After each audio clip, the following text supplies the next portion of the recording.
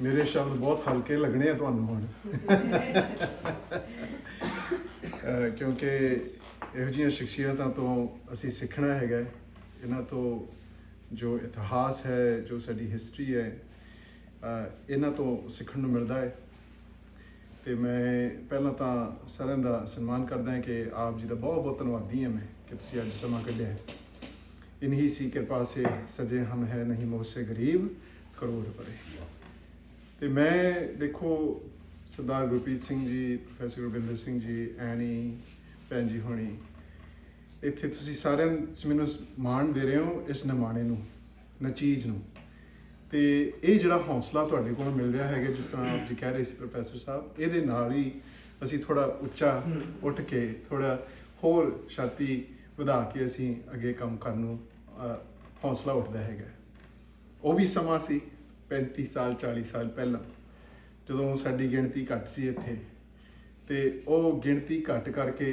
ਸਾਡੇ ਤੇ ਥਾਂ ਥਾਂ ਤੇ ਹਮਲੇ ਹੁੰਦੇ ਸਨ ਤੇ ਉਸ ਵੇਲੇ ਸੋਸ਼ਲ ਮੀਡੀਆ ਵੀ ਨਹੀਂ ਹੁੰਦਾ ਸੀ ਨਾ ਕੋਈ ਟੈਲੀਫੋਨ ਦੇ ਉੱਤੇ ਤੁਸੀਂ ਇੱਦਾਂ ਹੀ ਫੋਨ ਕਰ ਸਕਦੇ ਸੀ ਘਰੇ ਜਾ ਕੇ ਫੋਨ ਕਰਨਾ ਪੈਂਦਾ ਸੀ ਜਾਂ ਕੋਈ ਕੰਧ ਤੇ ਲੱਗਿਆ ਹੁੰਦਾ ਸੀ ਫੋਨ ਉੱਥੋਂ ਕਰਨਾ ਹੁੰਦਾ ਸੀ ਸੋ ਉੱਥੇ ਜਦੋਂ ਵਾਰ ਹੁੰਦਾ ਸੀ ਤਾਂ ਉਹ ਬੰਦਾ ਇਕੱਲਾ ਹੀ ਖੜਾ ਹੁੰਦਾ ਸੀ ਉੱਥੇ ਕੋਈ ਨਾਲ ਸਾਥ ਨਹੀਂ ਹੁੰਦਾ ਸੀ ਸੋ ਅੱਜ ਸਮਾਂ ਥੋੜਾ ਬਦਲ ਗਿਆ ਅੱਜ ਉਹ ਐਕਸਕਿਊਜ਼ ਨਹੀਂ ਰਿਹਾ ਅੱਜ ਨਹੀਂ ਅਸੀਂ ਕਹਿ ਸਕਦੇ ਕਿ ਅਸੀਂ ਤੁਹਾਡਾ ਸਾਥ ਨਹੀਂ ਦੇ ਸਕਦੇ ਅੱਜ ਉਹ ਸਮਾਂ ਨਹੀਂ ਰਿਹਾ ਕਿ ਸਾਨੂੰ ਪਤਾ ਨਹੀਂ ਅੱਜ ਉਹ ਸਮਾਂ ਨਹੀਂ ਰਿਹਾ ਕਿ ਅਸੀਂ ਇਸ ਬਾਰੇ ਸਾਨੂੰ ਕੋਈ ਗਿਆਨ ਨਹੀਂ ਕਹਿ ਸਕਦੇ ਤੇ ਇਸ ਸਮੇਂ ਦੇ ਵਿੱਚ ਗਿਆਨ ਹੋਣ ਕਰਕੇ ਪਤਾ ਹੋਣ ਕਰਕੇ ਜੇ ਫਿਰ ਵੀ ਖਾਮੋਸ਼ ਰਹਿੰਦੇ ਆ ਤਾਂ ਫਿਰ ਉਹਦਾ ਕਸੂਰ ਸਾਡੇ ਤੇ ਹੈ ਹੋਰ ਕਿਸੇ ਤੇ ਨਹੀਂ ਹੋ ਸਕਦਾ ਹੈਗਾ ਫਿਰ ਅਸੀਂ ਕਿਸੇ ਤੇ ਨਹੀਂ ਉਂਗਲੀ ਉਠਾ ਸਕਦੇ ਸੀ ਆਪਣੇ ਆਪ ਤੇ ਉਂਗਲੀ ਉਠਾਉਣੀ ਹੁੰਦੀ ਹੈਗੀ ਹੈ ਸੋ ਜਿਹੜੇ ਪਦ ਤੇ ਜਿਹੜੇ ਅਹੁਦੇ ਤੇ ਹੁਣ ਇਸ ਨਚੀਜ਼ ਨੂੰ ਬਿਠਾਇਆ ਗਿਆ ਉਸ ਮਹਾਰਾਜ ਕਰਕੇ ਕਿਰਪਾ ਕਰਕੇ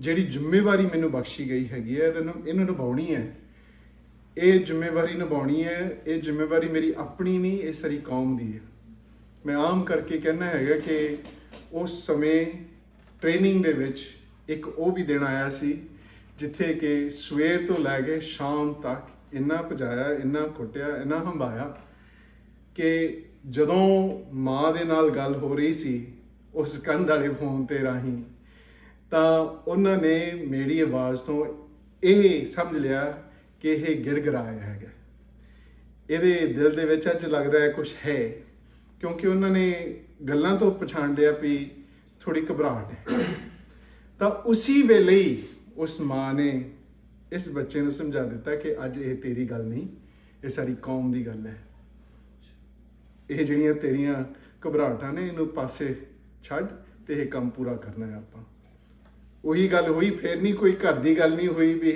ਕੀ ਹੋ ਰਿਹਾ ਹੈ ਕਿਵੇਂ ਹੋ ਰਿਹਾ ਹੈ ਬਸ ਇਹੀ ਗੱਲ ਕੀਤੀ ਉਹਨਾਂ ਨੇ ਸੋ ਉਹ ਗੱਲ ਵਕੜੀ ਉਹ ਬੰਨ ਕੇ ਰੱਖੀ ਹੈਗੀ ਹੈ ਅੱਜ ਤੱਕ ਤੇ ਉਸੇ ਗੱਲ ਤੇ ਤੁਰ ਰਹੇ ਹਾਂ ਉਸ ਤੋਂ ਬਾਅਦ ਇਹ ਮੇਰੀ ਗੱਲ ਨਹੀਂ ਰਹੀ ਤੇ ਇੱਥੇ ਜੇ ਮੈਂ ਖੜਾ ਹਾਂ ਤਾਂ ਅਸੀਂ ਵੀ ਉਹਨਾਂ ਦੇ ਕੰਧਾਂ ਤੇ ਖੜੇ ਹਾਂ ਜਰਨੈਲ ਸਿੰਘ ਹੁਣੀ ਵਰਗੇ ਜੋ ਬਾਬਾ ਨਾਨਕ ਗੁਰੂ ਨਾਨਕ ਜਹਾਜ਼ ਤੇ ਆਏ ਸੀ ਉਹਨਾਂ ਦੇ ਕੰਧਿਆਂ ਤੇ ਖੜੇ ਹਾਂ ਉਹਨਾਂ ਦੇ ਮੋਢਿਆਂ ਤੇ ਖੜੇ ਹਾਂ ਜਿਨ੍ਹਾਂ ਨੇ ਸਾਡੇ ਤੋਂ ਪਹਿਲਾਂ ਇੱਥੇ ਜੰਗ ਕੀਤੇ ਵਾਰਾਂ ਕੀਤੀਆਂ ਨੇ ਤੇ ਜਗ੍ਹਾ ਬਣਾਈ I often say to young people that when you call me a trailblazer that's wonderful but a trail does not remain it just becomes a trail can be grown over again unless there's people behind you to make that into a road to make that into a highway to make that into a super highway that's the job so ਇਕੱਲੇ ਦੀ ਨਹੀਂ ਗੱਲ ਹੈਗੀ ਹਾਂ ਰਾਹ ਜ਼ਰੂਰ ਪੱਟਦੇ ਆ ਪਰ ਜੇ ਰਾਹ ਤੇ ਉੱਤੇ ਹੋਰ ਨਹੀਂ ਆਉਂਦੇ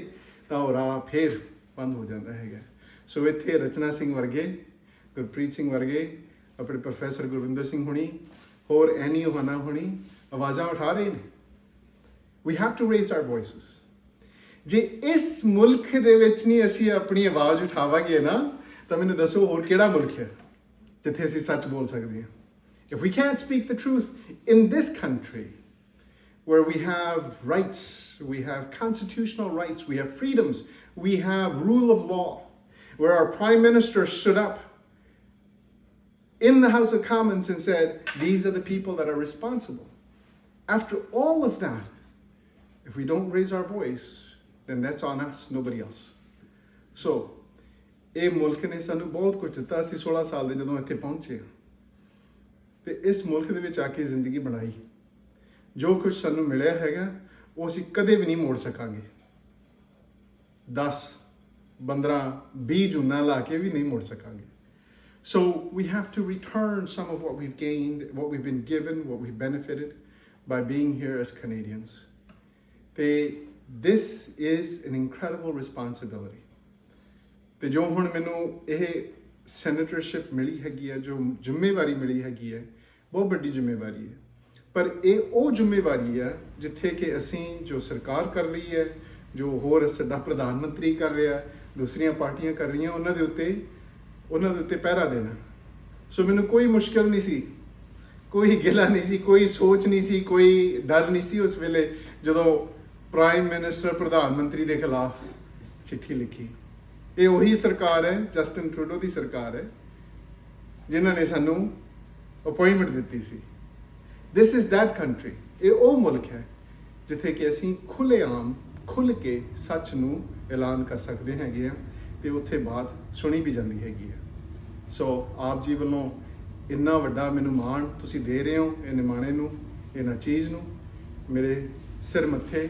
ਤੇ ਮੈਂ ਗੁਰਪ੍ਰੀਤ ਸਿੰਘ ਦਾ ਬਹੁਤ ਬਹੁਤ ਧੰਨਵਾਦੀ ਹਾਂ। ਜਦੋਂ ਉਹ ਆਰਟੀਕਲ ਨਿਕਲਿਆ ਤਾਂ ਇਹਨਾਂ ਦਾ ਪਹਿਲਾਂ ਹੀ ਮੈਨੂੰ ਇੱਕ ਚਿੱਠੀ ਵੀ ਆ ਗਈ, ਮੈਸੇਜ ਵੀ ਆ ਗਿਆ, ਫੋਨ ਵੀ ਆ ਗਿਆ।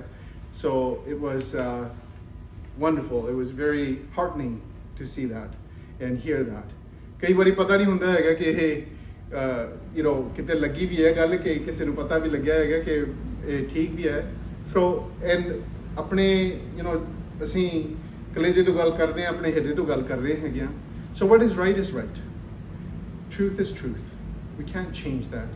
And standing next to truth takes a lot of courage and conviction. So to do that, I cannot do that alone. I can only do that with all of your support. And thank you today for allowing me to be here, giving me the space, your kindness, and all the strength that I am going to take from here to continue to do my work. So ਇੰਨਾ ਕੁਝ ਕਹਿੰਦੇ ਮੈਂ ਤੁਹਾਨੂੰ ਪਹਿਲਾਂ ਹੀ ਇੱਕ warning ਦੇ ਦਿੱਤੀ ਸੀ ਕਿ ਮੇਰੇ ਸ਼ਬਦ ਬਹੁਤ ਹਲਕੇ ਹੋਣੇ ਹੈਗੇ ਆ।